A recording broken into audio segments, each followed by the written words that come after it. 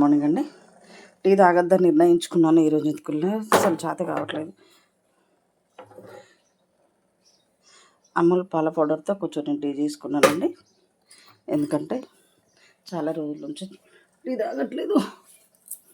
And నిన్న evening కూడా నేను వంట చేశాను. వంటను ఏం చేద్దామంటే పప్పు కర్రీ అండి.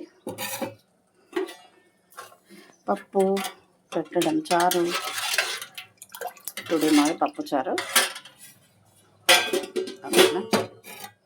టీ డే బై డే తాగడం అయితే టీ బంద్ చేద్దాం అనుకున్నాను. టీలో ఉన్న మహత్యమే అది. తాగకూడదు, తాగకుండానేమో ఉండలేము.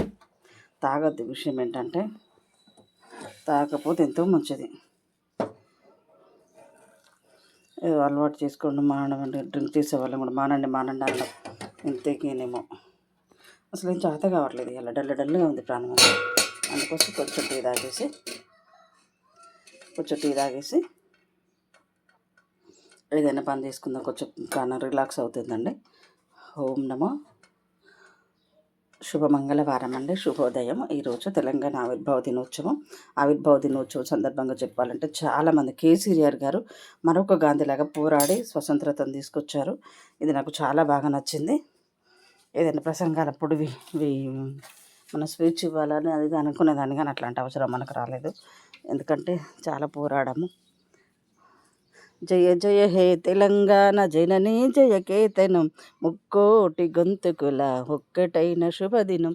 జై తెలంగాణ, జై జై తెలంగాణ, జయ జయ జయ తెలంగాణ జననీ జయ కేతనం. కదండి, చక్కటి టీ ఎంత బాగుంది. పచ్చ పచ్చ పచ్చ పచ్చ తెల్లని చీరలోన చందమామ, పట్ట పగలే చీనావే చందమామ, సూర్యుడొచ్చి రమ్మంటాడే చందమామ, చూసిందల్లా ఇమ్మంటాడే చందమామ. డెకరేషన్ అందుకే చేస్తారు. ఎంత బాగుంది ఇక్కడ పెట్టగానే. Wow wow. చిట్టి ఆశ, చిన్ని ఆలోచన, చిన్ని ఆశ, చిన్నదని ఆశ, ముద్దు ఆశ, ముద్దమంత ఆశ, జాబిలిని తాకి అల్లుకునే ఆశ, వెన్నెలకు తానై నాశ, ముద్దు ఆశ, ముత్యమంత ఆశ. అసలు చేత కావట్లేదండి. అన్ని బోళ్ళు నా కోసం రెడీగా ఎదురు చూస్తున్నాయండి. అవన్నీ బోళ్ళుతో మళ్ళీ స్నానాలు, పూజలు, ఒక్కటి ఇది అయిపోయింది. ఇంకో ఇండ్లు కడిగేసి, వాకిలు కడిగేసి ఇవి చేశాను అంతే. అక్కడి నుంచి ఇక్కడ క్లీన్ ఉంది. ఇల్లు టూర్, హోమ్ టూర్ అండి.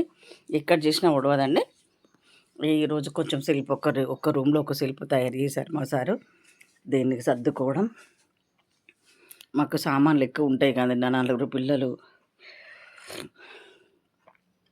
లేకుండానేమో లేదన్న 10 సామాన్లు, బట్టలు ఉండకపోతే ఎట్లా అండి తండ్రి? ఉండకపోతే ఎట్లా అండి? నాకేమో పిచ్చి. అందట్లో ఒకట్లో తక్కువైపోవడం. మావాడు ఇక్కడ దేవుడు పెట్టాడు. తక్కువగా ఉండడం అంటే నాకు నచ్చదు.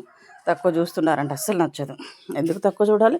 మన కాలు చేతులు ఉన్నాయి, రెక్కలు ఉన్నాయి, పని చేసుకోవచ్చు అని చిన్నప్పటి నుంచి కాన్ఫిడెన్స్తో పోరాడి ఇప్పటి నుంచో జాబ్ చేస్తున్నాను. ఒకరి దగ్గర తక్కువ ఉండద్దని నా కాన్ఫిడెన్స్, నా కాన్సెప్ట్ అంతా తీరింది. ఎక్కడైనా చేసుకొని బతకొచ్చండి.